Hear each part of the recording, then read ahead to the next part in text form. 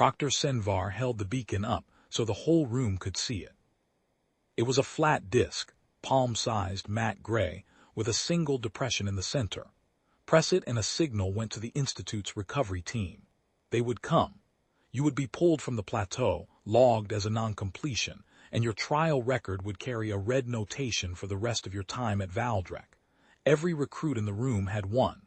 Senvar had distributed them himself, 8 arms moving with the particular efficiency of a species that had never needed to slow down.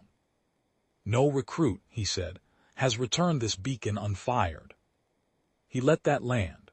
Around me, the Korathi cadets shifted in their carapaces, a dry, clicking adjustment that I'd learned meant something between acknowledgement and unease. The 2 Vithrani on my left went still in the way Vithrani go still, which is completely like switches thrown. I sat with my hands on the desk and said nothing. Senvar's receptor cluster, the fan of filament-thin tendrils above his upper jaw, swept the room once. He paused on me for slightly longer than the others.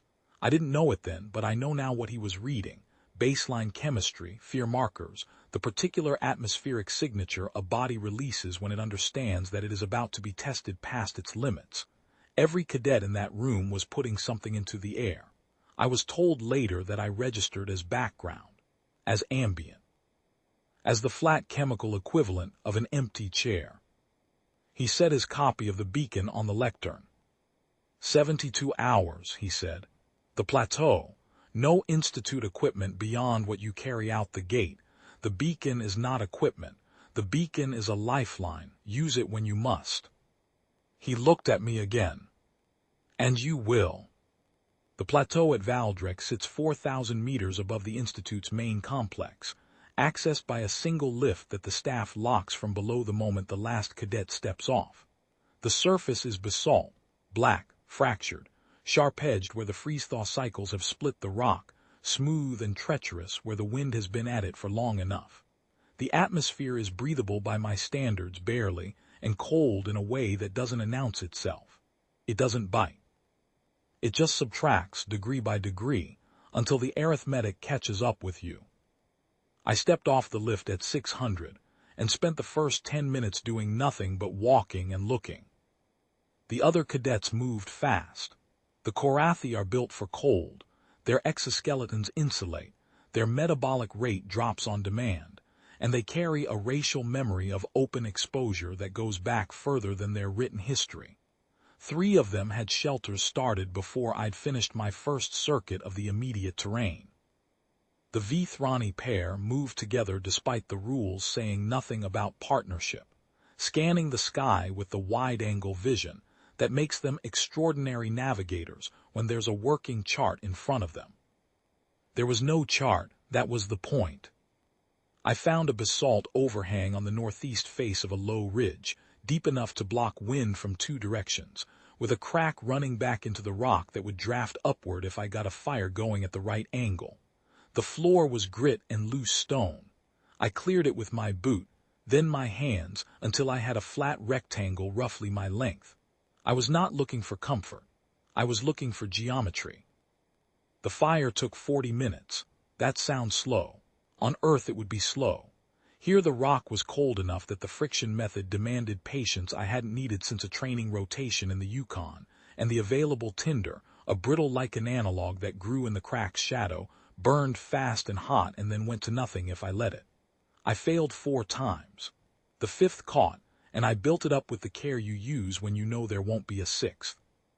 By nightfall on day 1, I had a fire, a windbreak of stacked basalt slabs on the overhang's open side, and a water source, a seep in the rock face 20 meters east, slow but constant, clean enough by taste and by the fact that the local analog of moss grew around it, which meant something had been drinking from it and surviving. I boiled what I needed in a hollow I chipped out of a softer stone with a harder one. It took time. I had time.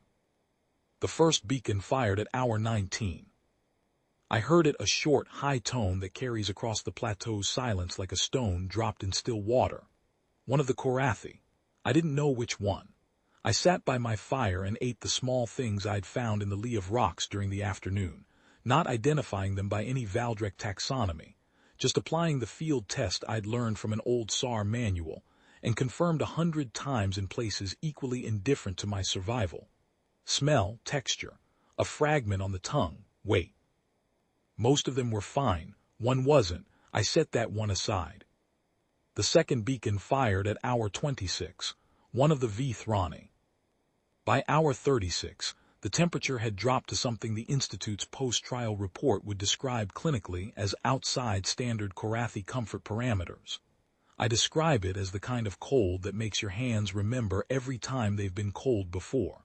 I added to the fire and did not think about the cold directly. Thinking about cold is a trap. You attend to the fire, the shelter, the next 4 hours. You do not attend to the cold. Hour 41. Another beacon. Then hour 48, two, close together, which meant the remaining Korathi pair had triggered within minutes of each other. The plateau was quiet after that in a specific way. The way a room goes quiet when it's been emptied of everyone who was going to leave. I was alone. I knew I was alone because Senvar's receptors would have told him who was still on the plateau, and because the Institute's recovery team made 2 flights that I watched from my overhang, the drop craft coming in low from the south, holding position briefly over coordinates I couldn't see, then swinging back toward the lift shaft. They didn't come to my quadrant. I took that as information. On the 3rd day, the wind changed direction, and my windbreak stopped working correctly. I rebuilt it in an hour and spent the rest of the morning improving the fire's draft so it ran hotter on less fuel, which gave me the afternoon to do the one thing the survival curriculum at Valdrek had apparently never accounted for. I got bored, and when I get bored I work. I mapped the seep's output and calculated 2 days' water ahead. I cataloged the lichen analog's growth patterns well enough to locate 3 more deposits I hadn't initially seen. I found, in a long fracture on the south face of the ridge, evidence of something that had sheltered there before me, compressed grit, old ash, and spent an hour thinking about what that meant for what the local fauna knew about the plateau that I didn't. The beacon sat in my pocket the entire time. I took it out once on the 2nd night and looked at it. Then I put it back. At 600 on the 72nd hour, the lift unlocked. Senvar was waiting at the base of the shaft. He was alone. I did not know at the time that this was irregular, that usually the proctor sends a tech, that he had not personally received a returning cadet in 11 years, and that he had been standing there for 40 minutes before I stepped off the lift. I set the beacon on the small equipment table beside the lift controls. It was still in the condition he'd handed it to me in. I had not pressed it. He stood very still. His receptor cluster was moving. I could see the filaments cycling through something rapid, something I didn't have the vocabulary for yet. "You were in the northeast quadrant," he said, not a question. "Yes." "I received nothing from the northeast quadrant." He paused. "For 72 hours." "No." His 8 arms settled. It's the Korathi equivalent of a long exhale, the whole body lowering slightly, the joints softening. He looked at the beacon on the table. He looked at me. His receptor cluster stilled. "What do you emit," he said, "when you're afraid?" I thought about the overhang, the 4 failed fires, the cold arithmetic, the moment on the 2nd night when I took the beacon out and held it. "The same thing," I said. "I just don't stop." Senvar was quiet for a long time. He picked up the beacon. He turned it over once. Then he set it down on the intake shelf, which is where equipment goes when it has completed its purpose and is ready to be returned to stores. He never said I passed. He didn't update my record that morning either. What he did was turn and walk back toward the Institute, and when he reached the door he stopped without looking back. "Northwest quadrant tomorrow," he said. "I want a shelter report, bring nothing." I picked up my kit and followed him in.